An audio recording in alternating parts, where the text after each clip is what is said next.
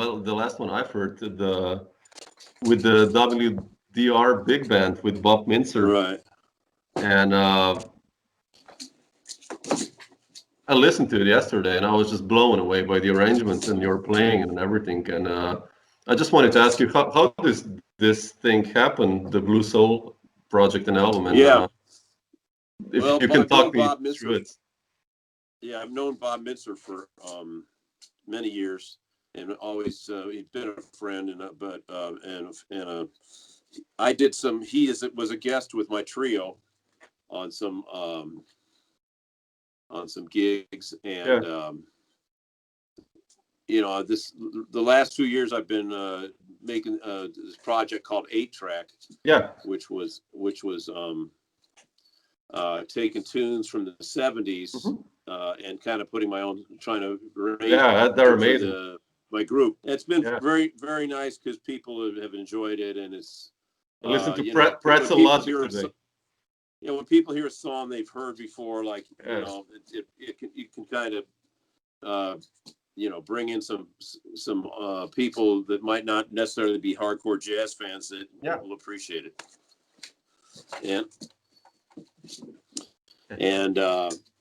So, get away, the dog, for God's sake, stop. So yeah, we would play some of those tunes on my gigs. Curtis Mayfield and Marvin Gaye and these kind of tunes, as well as originals and things. So he thought he's the chief conductor of the WDR in Cologne. He thought it would be a good fit to have that angle of kind of like the 8-track idea of soul music, and Bob is such a great musician. So he approached them with that idea to bring me over, and so I went over for a week, and Bob wrote the arrangements, and it was a real dream. That band is just everyone in it is, every chair is they're just great players. And he passed out the music and just read it down the first time, and we started arranging and tweaking things a little bit. But when you're over there with them, you're in their studio, their giant studio, and they record everything. So they just they had 3 engineers in there recording, and as we rehearse, and then we usually what they usually do is like bring in the guest artists, and then they record and play a live concert on Saturday, which all over the Germany people are able to watch. So it's a state sponsored orchestra, and they also have a big band, I should say. They also have 2 orchestras as well. So WDR is amazing, and there's a few of those in Europe, as you are well aware. Sure. Yeah. Frankfurt, I know, is one, and but we have one in Slovenia. There you go. So we are, and we did 2 gigs as well. One at a club in Cologne, and then one we got on the bus and went out to and did a concert at another place. And then I thought from the beginning, I was like, well, I want to put this out on my own label, so I worked it out with them, and that's what we did. And then I was going to release it in I guess April or something, and all this stuff happened, and I was like, oh, maybe I should wait to put it out. And then I said, no, people want to hear some good music. Let's go ahead and let's just put it out. So I did, and it did very well. It got up to number 1 in over I've read the reviews on the radio. So really good stuff. I also saw you guys I saw on YouTube you played with Bob in quartet also in Germany, in Dusseldorf, in Jazz Schmiede. Yes, I was burning, man. Like I saw today, like this one song, and you just with John Goldsby, and I don't know who's the drummer. The drummer's Hans Decker, the drummer the drummer of the WDR big band. Man, the quartet sounds amazing. Like I think you're playing one of your tunes, and it's just like, Yeah, thanks. Thank you. Yeah, that was a fun gig. I'm Really trying to cool. think of the name of the place. Oh, Jazz Schmiede. Yes. Yeah. I played there once. Yeah, it's a good, nice. Yeah, that was a really nice gig, and it's funny now. All those the gigs that we took for granted now are just like, gosh, that was you really appreciate it. Yeah. And especially especially the fact that I got that we got this Blue Soul record recorded, released, and I'm very proud of it. Yeah, you should be. Yeah, I mean it's really it's to hear your music expanded into a big band and have Bob Mitzer arranging and playing on it. Yeah, it was a treat, man. But So it's like your first. I mean, you played like with this mini big bands, kind of, right? But like this is the first time you played with like a huge big band like this, right? Or did you do it before? Well, actually, I did a big band record for Steeplechase of my music back in the '90s. It was called Nomad, and it was with the Bill Warfield big band. So that was the first time I did a big band project. Okay, but this one was on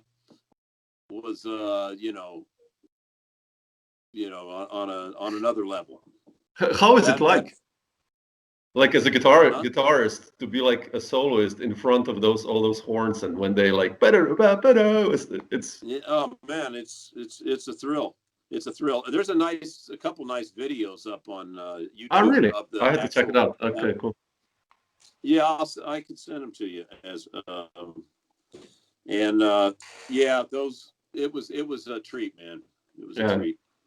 Yeah, it's amazing. You sound as good as ever. I listened to Strikezone yesterday, I think, and you sound like you're just growing there, man. Like the soul and the vibe and the technique is not slowing down, I think, which is really good. I mean, it's. Oh, thank you very much. I appreciate it, Sam. But what I really noticed, sorry.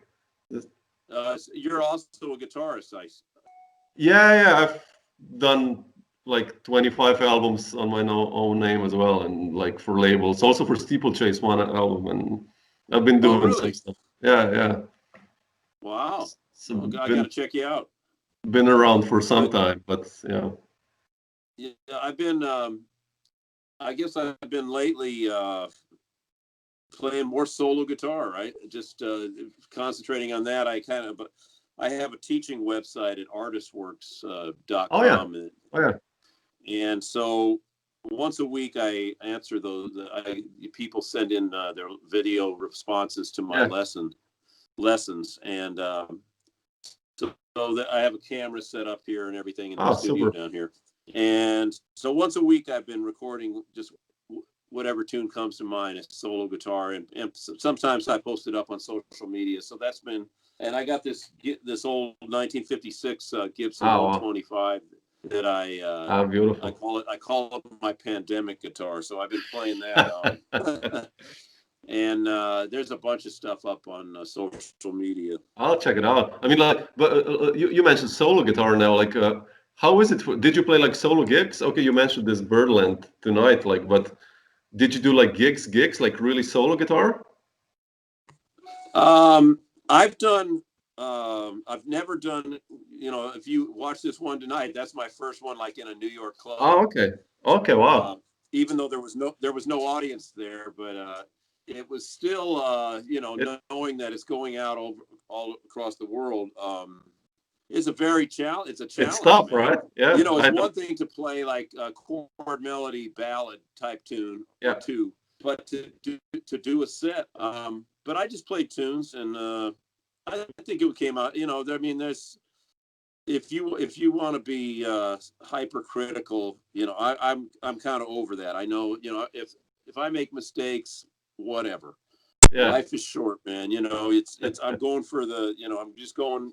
That's what's so beautiful about music, man, is that we're improvising, and it's anything can happen, and sometimes it's magic happens, sometimes it's okay, but sometimes it's so it's like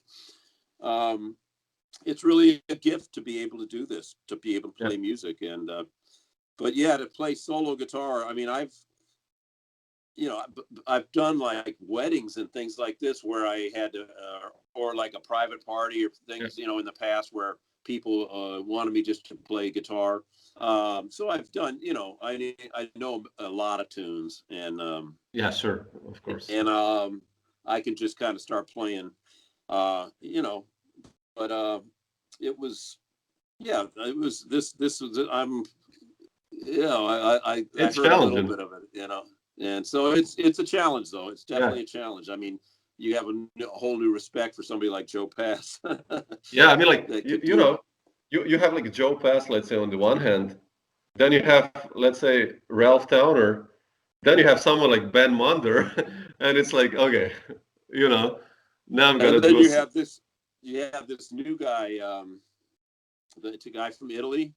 Oh yeah, yeah. What's his name? Schofield, I think, told me about him. What's his name? Um, Oh, it starts with a G. I know who you mean. Yeah, yeah, but I know who you mean. Yeah, incredible. yeah, he plays like Bud Powell. Yeah, yeah. Pasquale. I'll think of it Yeah, anyway. But but anyway, so yeah, it's funny. What was gosh, all right. Now I'm gonna have to remember who this guy is. but I know who you mean exactly. So we'll think of it. All right. But Yeah. I exactly know who you mean. But yeah, yeah, yeah. Now you're gonna search it up, right? Yeah, I got to. Um, I'm gonna put in Italian guitarist Bud Powell. I bet we get it. Let's see. Yep, Pasquale Grasso. Pasquale Grosso. Yeah, yeah, yeah, yeah, yeah. He's So he incredible. Yeah. it's funny when I went to Birdland, uh the guy that was producing it said, Yeah. "Yeah, we had Pasquale Grasso in here last week," and I'm like, "Oh, great, you know, no pressure then, you know." Oh, super. Yeah. We got the young Bud Powell of guitar playing, you know. But he That, said, could they tell you this before you start, right? "Yeah, well, he actually said, you know what?" He said, "I'd rather hear you play any day." So he said the right thing. So Ah, because good. you know I've been doing this a long time, so at Yeah, this point I sound just like Dave Stryker, which definitely. is as best as I can do. Yeah, I wanted to ask you something about your sound. Uh, like already this Blue Soul starts with Trouble Man, and it's like blues, man. It's basically like you played the blues out of it. I just wanted, did you like when you were young, like check out all these blues guys like B.B. King, Albert King, and all of that stuff? Definitely, right? Yeah, I mean, to me, uh, uh, to me, blues is the foundation of the house of this music, and Yeah, that's no revelation to anybody. But yeah. it's when I was coming up, like I was into the first rock records I bought. I was like, guys like Cream, Hendrix, and Santana. Oh yeah, All definitely. these guys are listening to Chicago blues guys. So I'm originally from Omaha, Nebraska, which is 3 hours from Chicago, but I'm listening to Eric Clapton Yeah. playing Albert King licks, and I could have just had somebody drive me to Chicago and heard the real thing. So it's funny how you get to certain things. So I think early on, um, the blues was something that I loved. I Yeah. mean, Hendrix, Clapton with Cream, Santana, Yeah. and then later the Allman Brothers, stuff like that. And then Oh I yeah. then I that was my first kind of foray into improvising was Yeah. groups like that, like Santana and the Allman Brothers, and I walked out of there with Coltrane, My Favorite Things, and Oh. Beyond the Blue Horizon, and Oh I just wow. got Okay. hooked. And then from there, I just started buying records: Wes Montgomery, Pat Martino, George Benson, Kenny Burrell, Jim Hall. I just got hooked, and I mainly learned how to play from listening to the records. Did you like Um, transcribe them like on tape and like rewind yeah, and? I would learn tunes, and I would learn tunes off the record. Like I would listen to Bill Evans live at the Village Vanguard and listen for the bass Oh. notes and try to figure out the hip chords that, were different than what's in the real book. And I would, would listen over and over and over to Smoking at the Half Note, No Blues, and try to learn that. I learned that solo, or at least the beginning of it. And Pat Martino and Benson. Yeah. So I would take things off the record that way. And Grant Green was big. I love for me too. I love Grant Green. And that was somebody that I could kind of hear what he was doing. And kept playing a lot of gigs in Omaha. And then I ended up moving to New York eventually, and went up to Harlem and auditioned with brother Jack McDuff. Yeah, I wanted to ask you about that. Yeah. How did this happen? I mean, so my first gig is with a guy that Jack McDuff, who had previously had Grant Green, George Benson, and Pat Martino. How was it like that was quite the hot seat for a guitar player. But I was, at that point I was, pretty strong, I guess, and he heard that, and so I stayed with Jack for 2 years, and when we weren't on the road, we had a steady gig up in Harlem at a place called Dude's Lounge on 147th and St. Nick, and later became St. Nick's Pub. But we would play every Thursday, Friday, Saturday, Sunday from 10 to 4 in the morning. Oh wow, man, that's incredible. So a lot of playing, and with guys like that, and then with guys like Stanley, and then later I worked for over 10 years with Stanley Turrentine. These are guys that just have a lot of soulfulness and a lot of blues in their playing. So if you didn't have that good feel and play from your heart and have that soulfulness, it would sound pretty ridiculous, playing in a having to follow Jack McDuff solo or Stanley Turrentine solo. You have to it really made me become stronger. Yeah, I had to. But how did you meet Stanley, like in the beginning? I mean, how did that happen? Stanley's when we played at this place, Dude's Lounge, a lot of people would come through there. I remember one night George Benson sitting out there, and I said, if I get through this night, I'll be good the rest of my life. Oh my God. Yeah, and Lonnie Smith, Jimmy Smith, Lou Donaldson, and Stanley Turrentine and Tommy Turrentine. So Stanley first heard me there, and then when I left Jack, there was the guitar player that was playing with Stanley couldn't make a few gigs, so he sent me to sub, and that was another gig that I was like ready to, I knew the music, and I was I'd been listening to those CTI records forever. Yeah. And so I knew all the stuff, and after the first gig, the Stanley's manager said, Stanley wants to start using you. So I was like, right on. Unfortunately, I'm still friends with that guy, but it was, if you sub out a gig, you always run that chance of losing the gig. Yeah, definitely. They like loyalty. Yeah. Yeah. But I'm so grateful I got the experience to play with some of these masters while they were still alive, and now that I didn't really go to music school or college or anything. I just was pretty much playing, and now I'm actually teaching at university, so it's kind of funny. But that's the real deal, right? That's the real deal. Universities see some value in my experience, and I'm trying to pass on as much as I can some of the things that was passed on to me from the guys I got to work with. But like, did Jack, or like, do you remember any tips, or like not tips, but like this learning experience? Like for me also, when I went on tour with guys. So back then he had one of those little cassette players, and he would oftentimes tape the gig. And so then you'd be driving a long drive to the next gig, and he would start playing that, some of that. And it was very, you hear yourself, and everybody's, and he's listening, and it's painful sometimes. But you need to, he would, it was a lot of times with guys like that, it was more by example the way that you would learn. Like you would just hear that feel and hear, where they were putting the time and the drive in their playing, and that would be enough to make you realize, you got to rise to that level.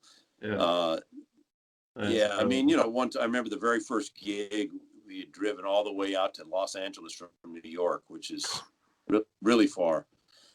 And and we got there late and we set up, and he took my little polytone and put it right on his Leslie. So it was like this far from his head.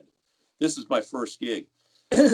And afterwards, we're driving to the next day to somewhere other gig, and I'm sitting in the front seat, and he's driving, and he just says, "Stryker, what kind of sound is that you're getting on that guitar?"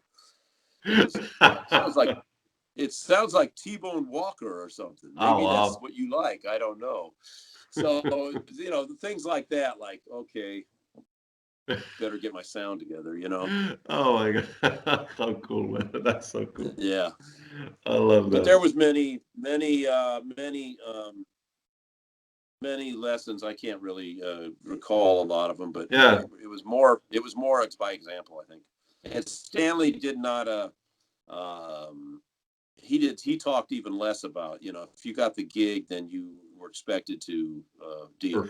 Yeah. And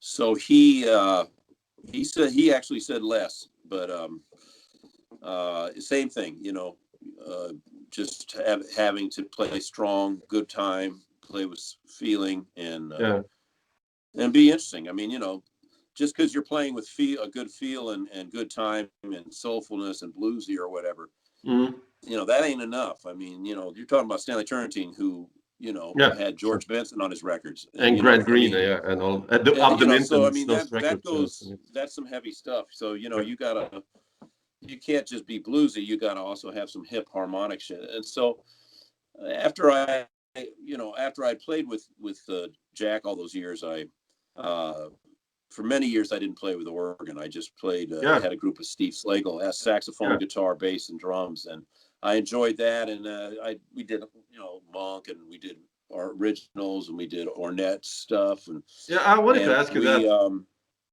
about so, Steve. I mean, how did you meet Steve, by the way? Because you have like when I went up to audition in 1983 in Harlem with Jack McDuff, Steve Slagle was the saxophonist. I didn't know that. Yeah. Okay. But we didn't see each other after. So they went on to Europe, and at that time he didn't have a guitar. He had an electric bass at that time. And they went to Europe, and Steve ended up going with Carla Bley. And then I hooked up with Steve, just being on the New York scene. We started playing together in the 80s. And so we played for 30 years together. You have such a strong bond, man. Like all those records with Lovano also as a guest, and all those. This is such good stuff.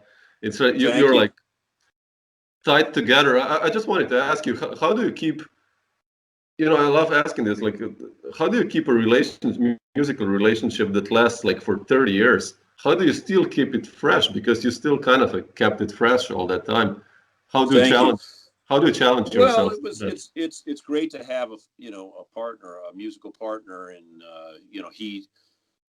we're different personalities, and he wrote a certain way, I wrote a certain way, and we put it together, and it had a certain sound.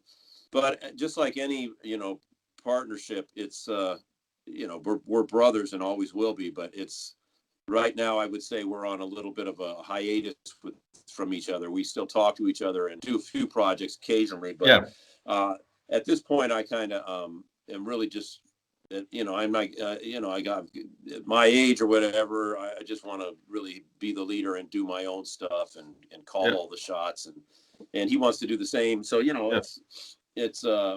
it was time, but we still have some projects we were going to be doing together, and but I did really learn a lot and enjoyed it, and so I'm glad that that side of my playing too. It's where we play more modern and things like that. It's I mean, I also wanted to ask you this, like speaking of compositions, right, and his compositions, like how do you compose? I mean, you must have composed, I've checked today, like at least what, 200 compositions or even more. Like, do you compose usually for as a like a routine, or like in an Ellingtonian stray horn way for musicians you're gonna play with? That's a good question. I was lucky with Steeplechase, which you mentioned. You did a record for them. Yeah. So he started recording me around 1990, I think. Yeah. And so I would have at least one record a year, and I would oftentimes, like if I knew I was going to have Billy Hart on drums or Victor Lewis or Adam Nussbaum, I knew how they play and what in what kind of settings they shine in. Yeah. And so I would try to write, things that I thought would. A lot of times my composition is about setting up a palette or a context so the improvising can go into an interesting place. Yeah. And or something that not only that I feel intrigued by the harmonically, or just and also just something that's fun to play over. Otherwise, like if you write something, a lot of times you write a tune, it never gets played. You record it maybe, but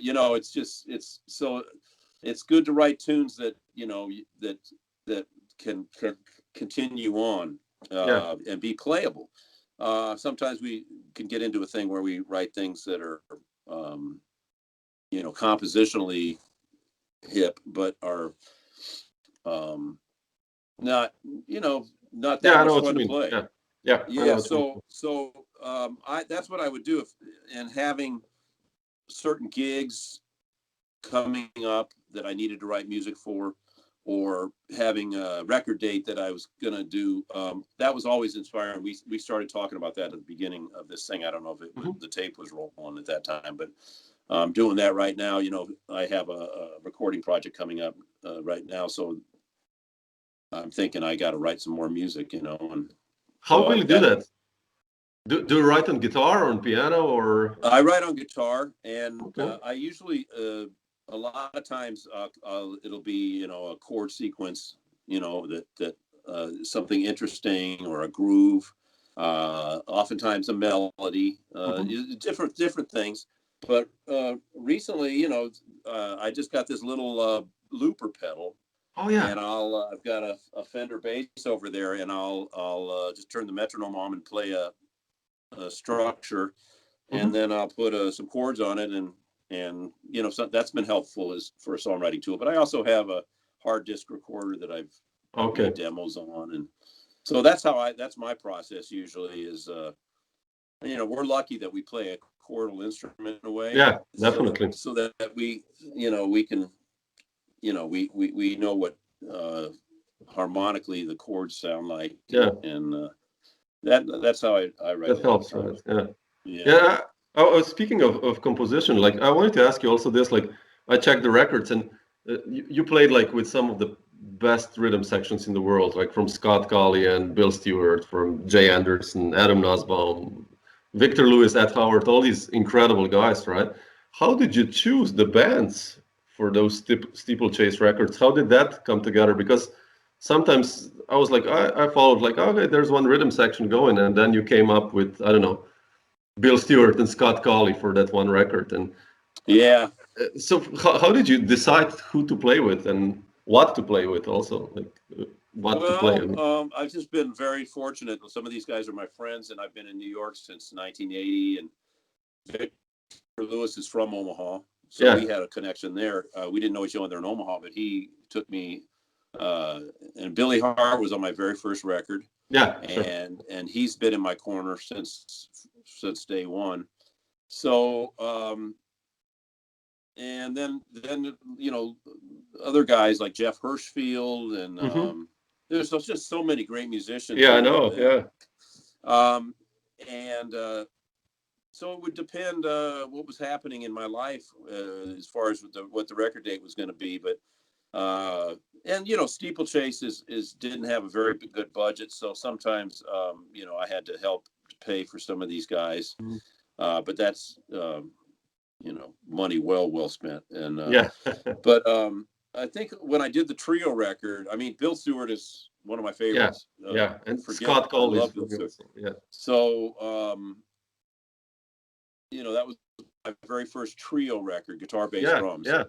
And I'm pretty happy with how that record came out. Yeah, that's one of my favorite records of yours, because it's so sparse in a way, but also like you're so tight and it's swinging like hell, Yeah, I mean, Yeah, I tell you, to me, you start with the drummer. I mean, you've got to have if you have a great drummer.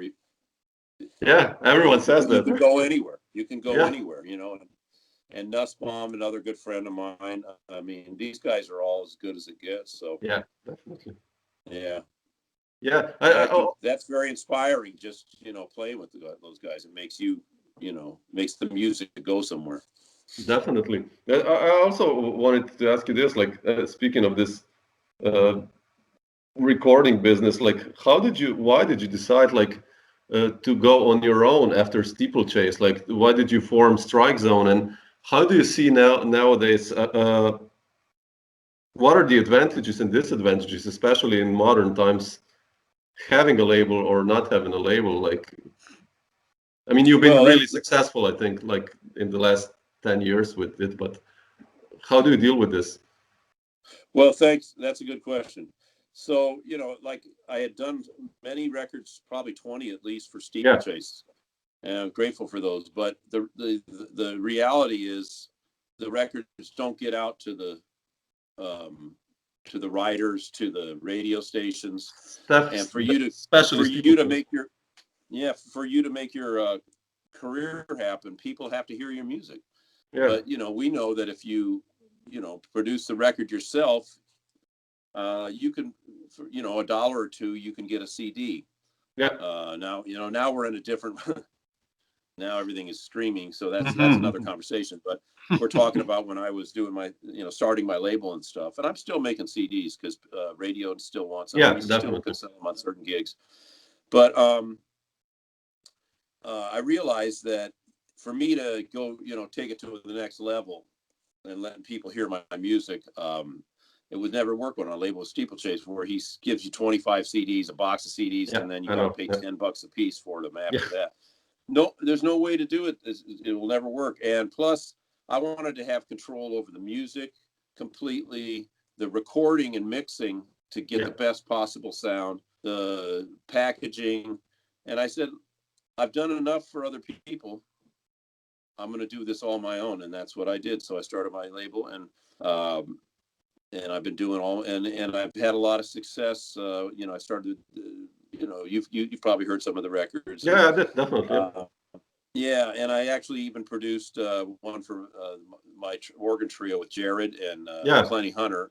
Yeah, I produced a record for each of those guys, and a couple other people are friends of mine. I've put out their records, but really, it's just I just tell them what they need to do, and it's not like I'm like a record label head. Yeah, okay. But nowadays, there's the record labels.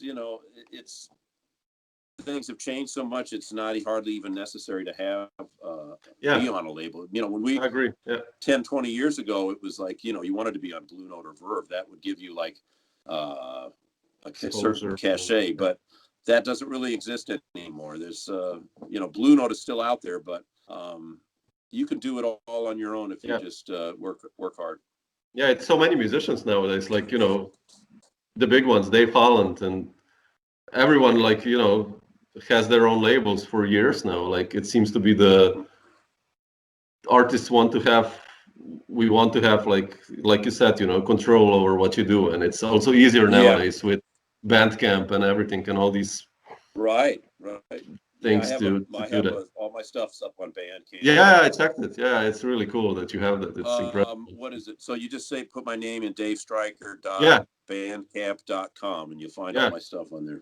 Which is so cool. I just wanted to ask you also this. You mentioned Gerald Gold. I love this band, with especially that one, the Out of Line with Chris Cheek on tenor. Man, that's amazing. How did you hook up with Jared, and how was it like for you to play with Jared? Let's say after playing with Jack McDuff, I kind of you avoided like organ for some time almost, right? Or Right. Well, there was a club here right in West Orange, New Jersey, where I live, and it was called Cecil's, and the drummer Cecil Brooks III oh yeah, started it, and I think it almost lasted about 10 years. But there you had a jam session every Monday night, so I would go down there, and Jared was playing, and he was a young guy then, and I immediately heard his harmonic thing was super modern and different than. I wasn't really interested. I'd already done the organ thing and done it with the best. I played with Jack, yeah, and I played definitely. with Dr. Lonnie, and I got to sit. Jimmy Smith sat in with us, and I got to experience that. And so, but the fact is, Jared is he doesn't really play cliche organ stuff as much as some guys do. He kind of plays more just modern.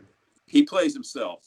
Yeah, more modern. He plays himself, but he can also groove, of course. But so yeah, I immediately heard that, and something about playing in organ groups, it never leaves you. I mean, going back to Omaha, and also all the stuff I did. It's just for a guitar player, it's just such a kind of a cool sound, and with the 3-piece, it really can sound big with organ. So it's and Jared, we're very good friends, and I think he's one of the best musicians I ever played with. And so guys like that, there's never a doubt that if whatever you give them, it's just going to be amazing. And like if you go and do a record date, you never have to worry about McClenny Hunter or Jared Gold. I mean, these guys, incredible.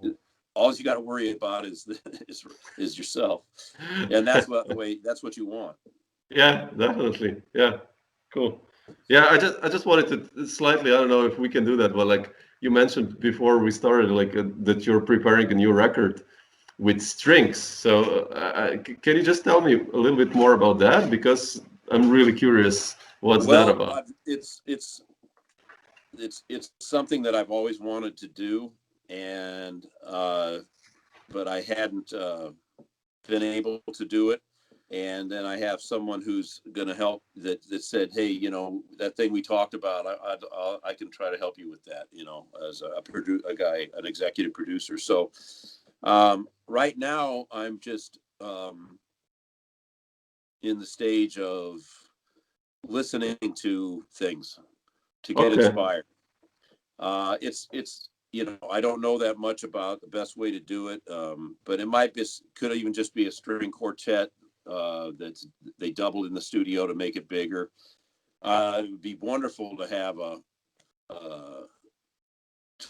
walk in and see an orchestra playing your stuff. I mean, that's kind of my dream. Yeah. But what are you listening to? Well, I've been listening to there's a record called Shirley Horn Here's to Life that has Johnny Mandel arranged. Oh, wow. And I love that. I love Pat Metheny's new record. His new record has strings, and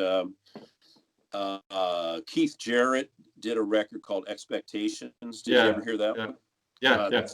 That's amazing. Yeah. So, and then there's some younger guys. There's a piano player here that's I just been talking to a young great player named Julian Shore. I don't know if you ever heard of him. Yeah, I've heard him. Yeah. And I'm getting ready to start listening to some of the stuff some of these younger guys have been doing. Like there's a bassist named Petros. Do you know this guy? The bass player, Petros Klampanis, or Yeah, sure. So I think he's done some string things. So I'm just going to start listening and try to get inspired. And, it's not going to be like, it'll still be my music, but I'm writing things and I'm thinking how I could incorporate. But will you write the arrangements yourself for like viola and violins and cello? I'll probably going to get some help with that, but Okay. just like with my big band stuff and everything, you know, I write the kind of the original arrangement and maybe have some ideas, melodic lines and things. And then I usually try to get somebody that really knows what they're doing to, the arrangement. like, you know, look what Bob did with the new record. I mean, you know, you can compare the Trouble Man from the 8-track and compare it to the big band. I mean, you see that it's still my chords and my harmonizations, but he takes it and makes it amazing. Yeah, definitely. That's cool. Cool, man. That sounds cool. That makes a lot of sense.